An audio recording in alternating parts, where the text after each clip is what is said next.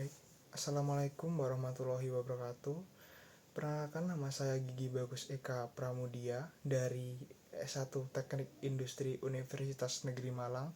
Jadi di sini saya akan membahas tentang studi kasus penerapan AI untuk persyaratan ulangan akhir semester dari mata kuliah analisis dan perancangan sistem informasi. Jadi perlu kita ketahui bersama bahwasanya saat ini AI itu merupakan teknologi yang banyak diterapkan dalam sistem informasi industri. Namun, penerapannya menimbulkan berbagai pandangan yang berbeda, mulai dari industri, generasi muda, hingga tenaga kerja dan mahasiswa-mahasiswa di berbagai universitas. Perbedaan pandangan ini menunjukkan bahwa AI bukan hanya persoalan teknologi, tetapi juga menyangkut sistem tenaga kerja, efisiensi, dan dampak sosial lainnya. Baik, jadi sebagai mahasiswa, saya menurut saya mendukung sekali penerapan AI dalam sistem informasi industri. Namun dengan catatan dilakukan secara terencana, berorientasi dalam sistem.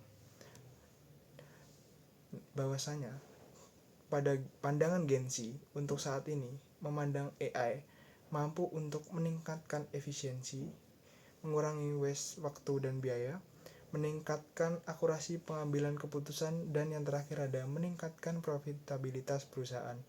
Dalam konteks analisis dan perancangan sistem informasi, AI berperan sebagai alat bantu sistem, bukan pengganti manusia sepenuhnya. AI dapat mengolah data besar, memberikan rekomendasi, dan mempercepat proses, sementara manusia tetap berperan dalam kontrol, analisis, dan pengambilan keputusan lainnya. Namun, menurut saya tidak sepenuhnya mendukung pandangan bahwa AI harus diterapkan dengan cara mengurangi tenaga kerja secara masif.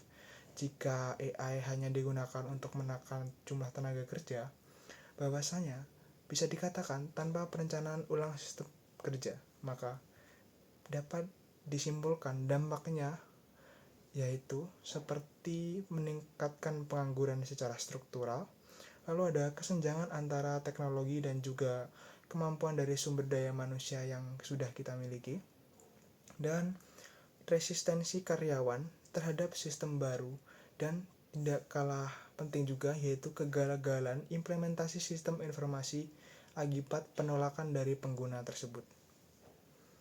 Nah, dampak dari pilihan yang saya ambil dengan mendukung penerapan AI yang seimbang, dampak diharapkan adalah yaitu bagi industri, proses menjadi lebih efisien dan terkontrol.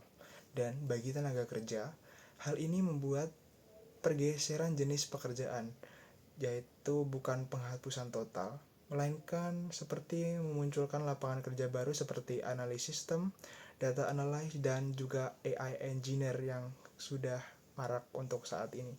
Dan yang terakhir ada pengembangan sistem informasi sebagai user oriented, bukan hanya teknologi oriented.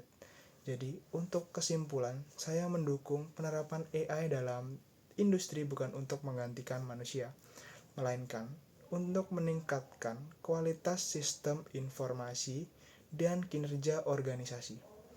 Peran teknik industri pada saat ini penting dalam merencanakan sistem yang mengintegrasikan manusia, teknologi, dan proses secara optimal.